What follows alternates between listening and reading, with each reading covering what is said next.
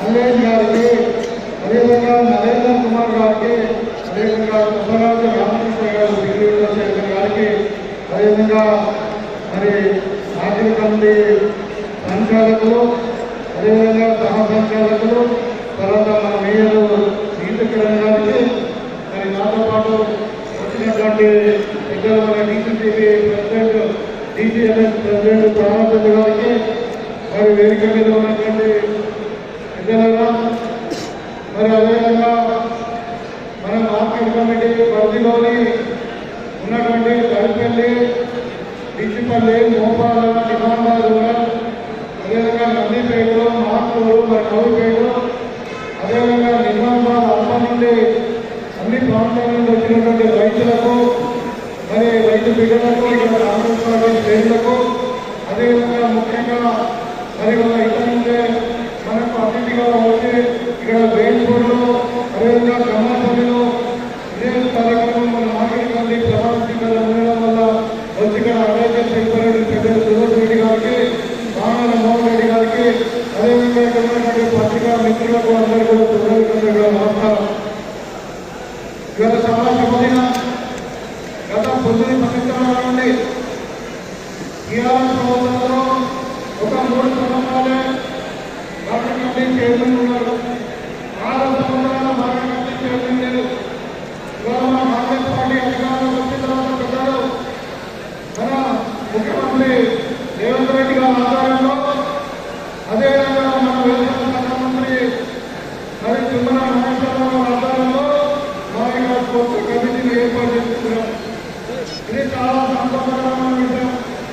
ఎందుకంటే ఈ మార్కెట్ మన తెలంగాణలో 2వ పెద్దది. మొట్టమొదటిది ఇది మన గడ్డియాల మార్కెట్, తర్వాత వరంగల్, తర్వాత నిజామాబాద్, మన 2వ స్థానంలో 3వ స్థానంలో ఉంటుంది. చాలా పెద్ద మార్కెట్, చాలా చరిత్రమైనటువంటి మార్కెట్ ఇది. మరి ఇలాంటి మార్కెట్కు మరి ముప్ప రంగారెడ్డి మరి నాకు అన్నలాంటి వాడు, మరి కాంగ్రెస్ పార్టీలో ఎంతో కష్టపడి మరి సర్పంచ్ స్థానాన్ని మరి గత 30 సంవత్సరాల నుండి కాంగ్రెస్ పార్టీకి అంతకుముందు పెద్దలు డీసీ గారి ఆధ్వర్యంలో, తర్వాత నేను కాంగ్రెస్ పార్టీలో జాయిన్ అయ్యి 18 నుండి మరి నాతోనే మరి కలిసి పనిచేసినటువంటి సందర్భంలో మరి నాతో పాటు ముప్ప రంగారెడ్డి గారు, అదేవిధంగా శేఖర్ గారు చూడంగా బండిగా కుడివైపుగా ఎడమవైపు ఇద్దరు నుండి కూడా మరి మన నియోజకవర్గంలో కాంగ్రెస్ పార్టీ తీసుకోవడం జరిగింది. మరి అటువంటి రైతు బిడ్డలు ఈరోజు మనం మార్కెట్ కమిటీ నిజంగా చాలా మంచిది. దీనికి మరి పెద్దలు సుదర్శన్ రెడ్డి గారు, అదేవిధంగా మరి పెద్దలు సతీష్ రెడ్డి గారు, అదేవిధంగా మరి మన హార్మోనియం ఇన్ఛార్జ్ వినయ్ కుమార్ గారు, మరి మా ఆంధ్ర ఆధ్వర్యంలో మేము ఒక పేరు సొంతం చేసి మన వ్యవసాయ శాఖ మంత్రి గారు నాగేశ్వరరావు గారికి మేము చెప్పినప్పుడు ఆయన మా సమాధానం ఏదైతే పంపించినప్పుడు ఆ కమిటీని కొంచెం అప్రూవ్ చేసినందుకు వారి కృష్ణ నాగేశ్వరరావు గారికి మరొకసారి ధన్యవాదాలు చేస్తున్నాము.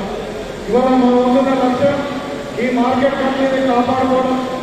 మేము వచ్చేటప్పుడు చెప్తున్నా రాజకీయ ఉంటే ఒకప్పుడు ఈ మార్కెట్ మొత్తం కలకలాడేది. ఇక్కడ మరి అంటే ఇసుక వేస్తే రానటువంటి జనాలు ఉండేవాళ్ళు, అంతా బిజీగా ఉండేది. మరి వాళ్ళ మార్కెట్ కమిటీ నిలబెట్టబోతున్నారనే మాట చెప్పడం జరిగింది. ఇక్కడ ర్యాలీలో మేము వస్తున్నప్పుడు అంటే ఈ మార్కెట్ కమిటీని కాపాడుకోవడం, ఈ మార్కెట్ కమిటీని అభివృద్ధి పరచడం, ఇక్కడ ఉన్నటువంటి రైతులకు మరి వ్యవసాయ రంగానికి సంబంధించినటువంటి మార్కెట్ ఉత్పత్తులన్నీ కూడా ఇక్కడ అమ్మి మరి రైతులకు లాభసాటిగా వాళ్ళ ఉత్పత్తులను మనము అన్ని పెట్టడమే మార్కెట్ కమిటీ ఉద్దేశం. ఇక్కడ మనకు చాలా షెడ్స్ ఉన్నాయి, ఇక్కడ చాలా ఇంకా గోడౌన్స్ ఉన్నాయి, ఇంకా చాలా గ్రామాలలో మార్కెట్ షెడ్ కట్టాల్సిన అవసరం ఉంది. కాబట్టి మన దగ్గర కొన్ని బ్యాలెన్స్ అమౌంట్ కొన్ని మనం ఎందుకంటే మనకి సర్ప్లస్ మార్కెట్ మన దగ్గర ఉన్నటువంటి ఆదాయాన్ని మన మార్కెట్ కమిటీ డిపార్ట్మెంట్కి మార్కెటింగ్ డిపార్ట్మెంట్కి డిపాజిట్ చేసి ఇప్పుడు ఎక్కడ అధికారులు సమాచారం మేరకు దగ్గర 22 కోట్ల మనకు ఇక్కడ సర్ప్లస్ అమౌంట్ ఉన్నాయి.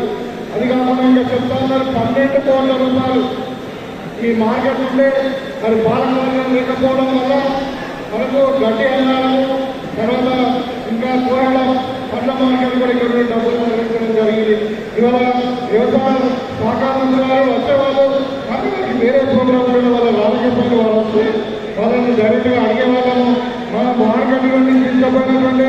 ఏదైతే డబ్బులు ఉన్నాయో ఇక్కడ నిజామాబాద్ రైతులు కట్టినటువంటి సొమ్ము కాబట్టి మరి మాకు మళ్ళీ అంతకంటే 200 కూడా డబ్బు ఇచ్చి మరి మన మార్కెట్ కమిటీ పరిధిలో ఉన్నటువంటి అన్ని గ్రామాలలో మార్కెట్ కానీ మార్కెట్ రోడ్స్ కానీ మరి రైతులకు సంబంధించిన ఇంకా ఫెసిలిటీస్ కానీ ఇవన్నీ కూడా యూజ్ చేయడానికి ఇవ్వాలి అని మేము తప్పకుండా మార్కెట్ కమిటీ తరఫున మేమందరం కూడా కలిసి ఒక రిప్రజెంటేషన్ కూడా ప్రభుత్వానికి మరి ముఖ్యమంత్రి గారికి అగ్రికల్చర్ మంత్రి గారికి ఇవ్వబోతున్నాం.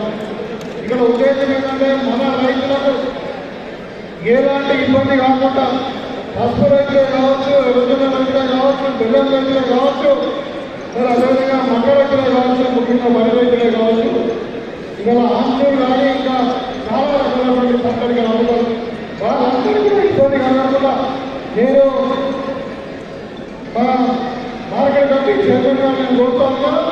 ఇంతకుముందు ఇక్కడ వచ్చినటువంటి రైతులందరూ కూడా మధ్యాహ్నం సమయంలో భోజనం పెట్టేవాళ్ళు. ఇప్పుడు ఇందిరమ్మ భోజనశాల మనకి ఏర్పాటు అవుతా ఉన్నాయి. దయచేసి మనము వీళ్ళతో సివిల్ సంస్థలతో మాట్లాడి మరి కన్సల్ట్ డిపార్ట్మెంట్తో మాట్లాడి మనం ఇక్కడ గంటల మళ్ళా వేరే గ్రామంలో ఉన్నటువంటి రైతులు కావచ్చు, లేకపోతే ఇక్కడ చూసే వర్కర్స్ అమ్మాయిలు కావచ్చు, ఇంకా కాంట్రాక్ట్ లేబర్ ఎవరున్నా కానీ వాళ్ళంతా కూడా మధ్యాహ్నం భోజనం పక్క కాలంలోనే మనము పెట్టుకునేటువంటి మనం ఏర్పాటు చేయాలని చెప్పి పెద్దల గంగారెడ్డి గారికి నేను కోరుతా ఉన్నాను. ఇవాళ మనం చూస్తూ ఉన్నాం పరిస్థితులు ఇట్లా ఉంటే గత 9 నెలల నుండి పెద్దలు రేవంత్ రెడ్డి గారి నాయకత్వంలో ఇందిరమ్మ రాజ్యం వచ్చిన తర్వాత ప్రజాపాలన ఏర్పాటు చేసిన సందర్భంలో రైతులను ఆదుకునే విధంగా ప్రతి అంశంలో ఇవాళ రైతుల పక్షాన మేము కాంగ్రెస్ పార్టీ నిలబడ్డాం. రైతులకు 24 గంటలు ఉచిత కరెంట్ ఇవ్వడమే కాకుండా అదే కాకుండా వర్షకాలం పంటలు పంటలతో మరి సపరేట్గా కౌంటర్స్ పెట్టి మరి వాళ్ళకి 500 రూపాయలు బోనస్ ఇచ్చే ఏర్పాటు కూడా చేయకుండా ఉన్నాం. అంటే రైతులారా మీరందరూ గమనించండి. మనకు వరి పంట 22,100 రూపాయలు 60 రూపాయలు వస్తుంది. మరి కాంగ్రెస్ పార్టీ అధికారంలో రాకముందు ఈ జెండాలో చెప్పడం జరిగింది 500 రూపాయల బోనస్ ఇస్తామని చెప్పి. ఇవాళ 500 రూపాయలు బోనస్ ఇవ్వడం వల్ల ఒక్కొక్క ఎకరానికి మనం 30 క్వింటాల వరి పండితే మరి ఒక్కొక్క ఎకరానికి 12,500 రూపాయలు 15,000 రూపాయలు వస్తుంది. అట్లా మన దగ్గర 2 పంటలకు ఒక ఎకరానికి 30,000 ఆదాయం రైతులకు వస్తూ ఉంది. అదేవిధంగా ఇవాళ సన్న బియ్యం కూడా అందరికీ పేదవారికి జనవరి 1 నుండి ఇద్దామని చెప్పి ఇవాళ కొత్తగా ప్యాకెట్ ఇద్దామని సమపల్లిలో ఇక్కడ కూపన్పల్లి డివిజన్ నెంబర్ 3లో ప్రతి నియోజకవర్గంలో 2 ప్లేస్లలో ఒక ప్యాకెట్ ప్రాజెక్ట్ తీసుకుని ఫ్యామిలీ కార్డు ఇద్దామని ప్రభుత్వాలు ఇస్తుంది. ఈ ఫ్యామిలీ కార్డు ద్వారా వాళ్ళకి సన్న బియ్యం రేషన్ బియ్యం ఇవ్వడమే కాకుండా మన ఆరోగ్యశ్రీ పథకానికి అదేవిధంగా మరి అన్ని రకాలైనటువంటి ప్రభుత్వం అందజేసినటువంటి సంక్షేమ పథకాలన్నీ కూడా అది పెన్షన్ కావచ్చు, 200 యూనిట్ల కరెంటు కావచ్చు, అదేవిధంగా 500 సిలిండర్ కావచ్చు, ఇంకా భవిష్యత్తులో పెన్షన్ కావచ్చు, ఇల్లు కావచ్చు, ఏదైనా కానీ ఆ ఫ్యామిలీ కార్డు ద్వారా డిజిటల్ కార్డు ద్వారా ఇవ్వబోతున్నాం.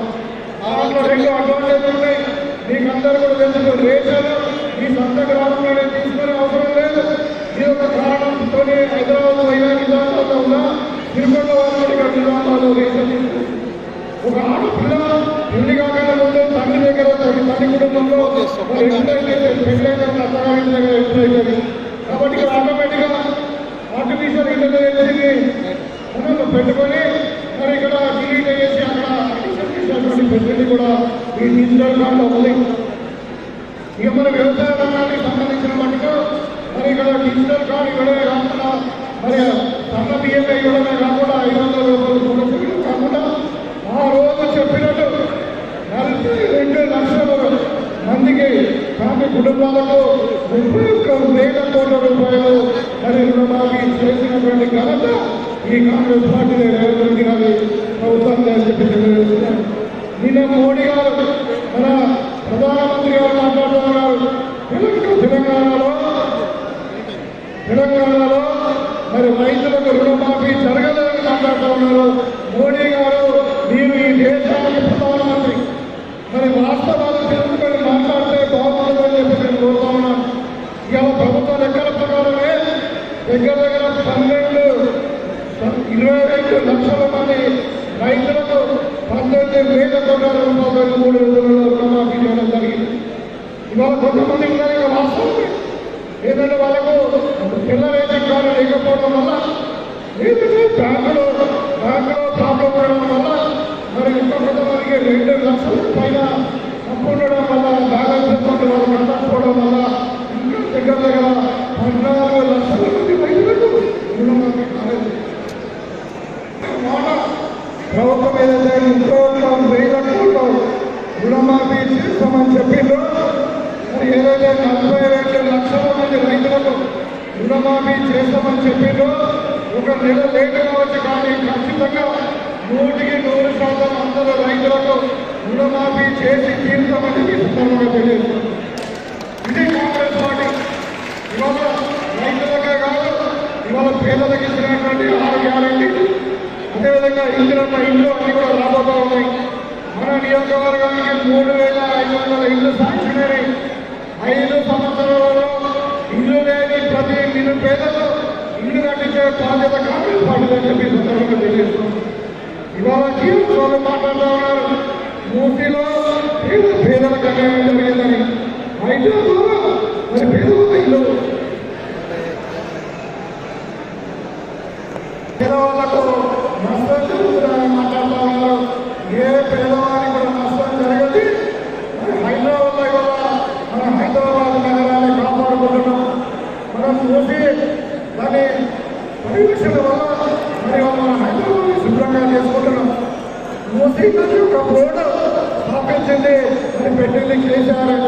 ఆ రోజు 1000 కోట్లు అప్పు తీసుకొని మరి మూసీ నదిని బాగు చేస్తామని చెప్పి కేసీఆర్ గారిని మరి ఇవాళ అదే కేసీఆర్ మనుషులు ఎవరైతే మన ఈ కేసీఆర్ కేటీఆర్ కానీ అది కానీ మరి వాళ్ళు మాట్లాడుతూ ఉన్నారే. ఎందుకంటే కొంత రైతుగా హక్కు లేదని చెప్పి ఈ సందర్భంగా మరి నోరు కొద్దు కూర్చోటాన్ని వేసి ఇంత మాట్లాడలేదు.